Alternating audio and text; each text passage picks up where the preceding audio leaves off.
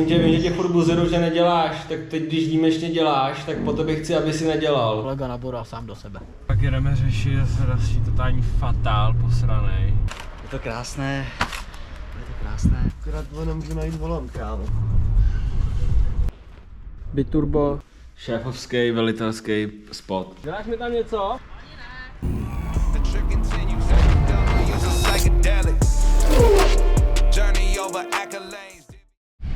No, takže to vypadá, že tu máme nějakýho závistivého škodiče.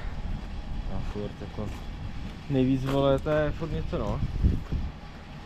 Přitom se všema chci vycházet dobře, nikomu jako prostě nikomu vole, nikam jako nelezu, ne to. Nesekám kšefty, nikoho nepomluvám, prostě si jedeme svoje, vole, soutěžíme si věřen zakázky sami na sebe a furt kámo někdo má prostě se mnou problém, vole, 25 years old, to víš, vole, všechny vás sežerem.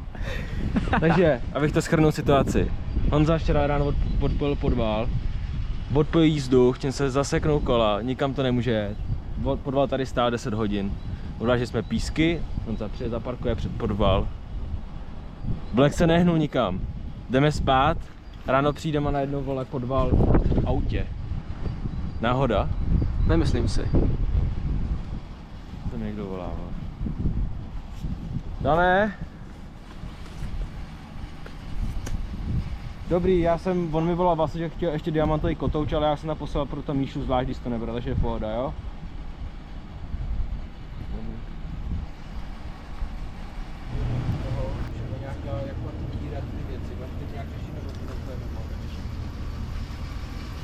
Takže tady David vymyslel řešení. David, řekni nám, kolik ten podval váží. Ale 10, no 8,5, 9 má prázdný. Kolik udrží tamhle to tažný? 3,5. A čím to odtáhneš? Tak to jsou teda zvědavé, jak to dopadne, no.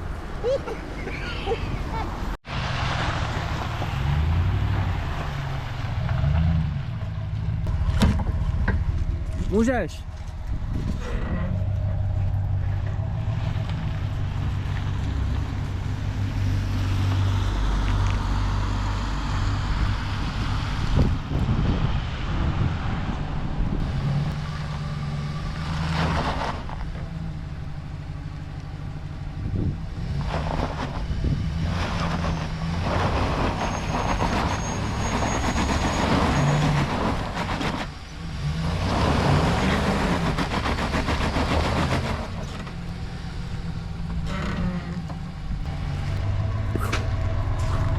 David smutně odjíždí a jede pro traktor.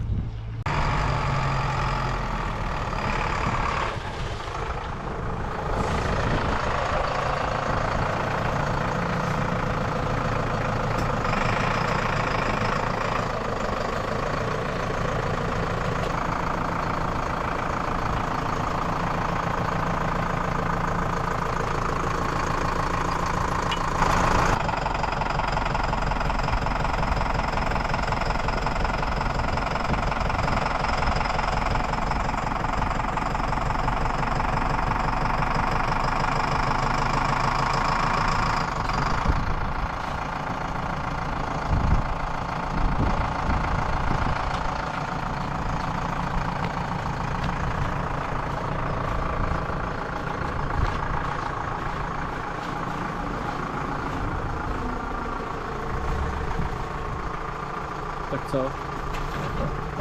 Ale nevypadá tak zle, já to ještě vytáhnu dál.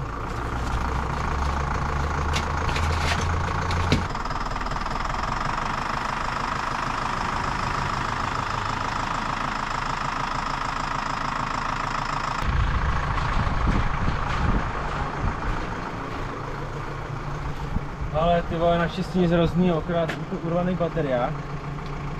Ale to je vole sranda. Vzduchu vypadá, že taky caj. Je to zachránila sféra, no, tady. Asi spíš guma to zachránila. Máš to dneska na technickou, vole, jo.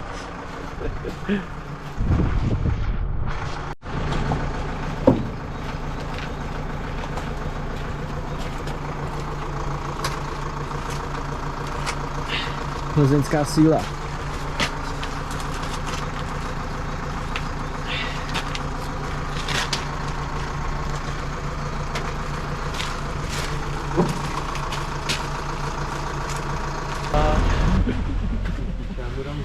strach.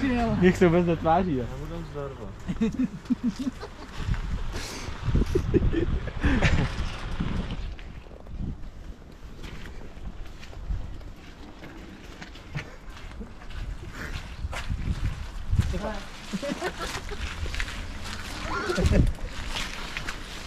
Dík. To má vladač? Tak co ty exportuje, baba? Hele, která ruka to byla? No, ty máš takový štěstí. Že jsi to dal sem. Víš, kolik by stálo tohle celý, že bys to dal? Tak vejšku Gára říká třeba 120 000.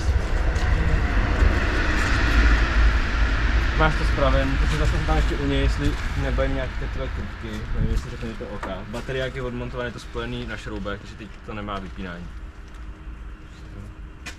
Tady si to Martin s tebou teprve vyřídit. Já mám čistý ruce, víš? Já jdu od toho.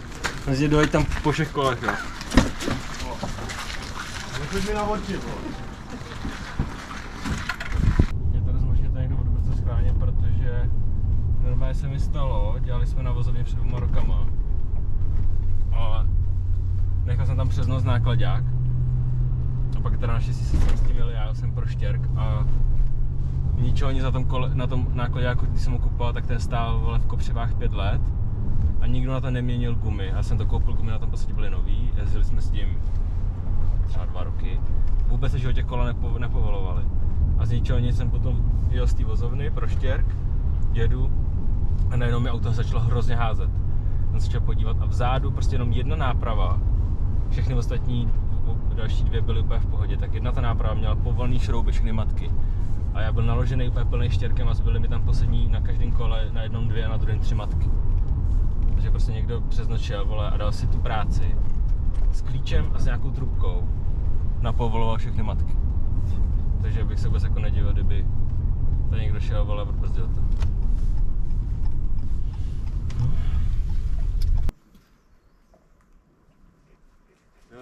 Kde máš teda? Musí, no. On má rád větší. Jo.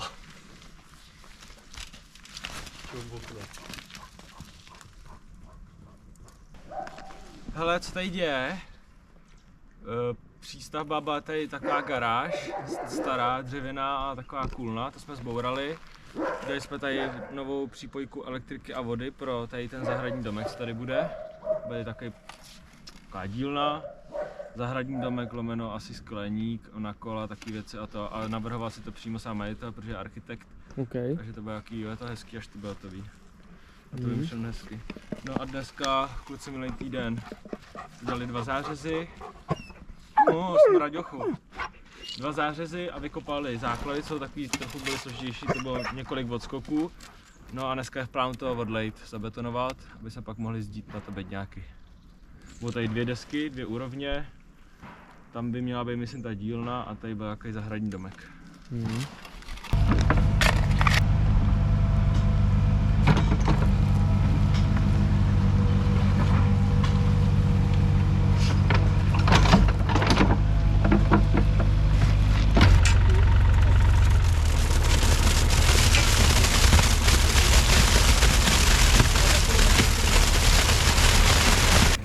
Když já jsem nezal mix, protože prostě to, že jsem rozmontoval celou bránu. Měl jsem tam motor, mix jsem zajel. Pak jsem neotočil tady, protože je prostě mokro. Tady jsme převozili 9 kubíků demprem. A když jsme to dopřevozili, tak nám nevyšel beton. Jako dneska je den fuck up. To je no.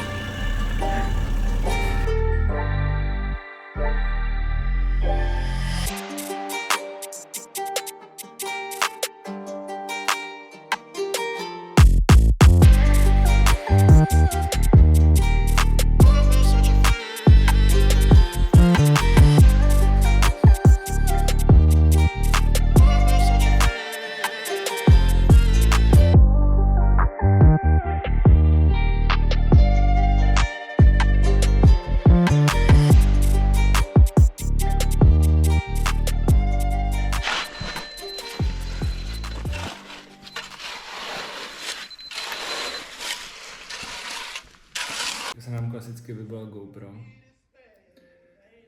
A trochu fatálky metový klidný den. pohodový nakonec ne, ale betonáž jsme zvládli. Máme zabetonované základy ve Smečicích, takže teď začneme zdít bedňáky nahoru. Mana jsme opravili, udělala technickou, takže to máme kyček a pak jsme tady s klukama řešili dole další postup v tom patře. Nakresli jsme si kde budou krabičky na elektriky a tak, takže to kluci začnou sekat. No, my jsme se ještě na výsluní a tam pojedu až zítra ráno, očividně. Tam už máme krok, kluci dozdívají štíty, takže tam taky už finišujeme s tou hrubou. Čeká nás tam v podstatě už jenom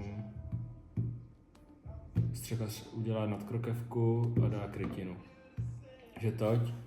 No a já teď scháním práci na letošek, takže furt počítám, zítra podáváme do Mažlice v 10, zítra druhýho. Jo. Zítra bude se nahrát do Mažlice, parkovací stání a pak je to raketa příští týden, takže budu tady zavřený a kluci vo venku. Takže díky, že jste dokoukali sem, těšte se na další fatály. Anda je náš největší oblíbenec country music. Zbůh, obrovský posun, jeden rychle jako blázni. První jarní den, tak jsem dostal zmrdáno. Vstup zakázán, jo? Teď to není označený. Vitamin P. Zase jsme Práce. To je blázen.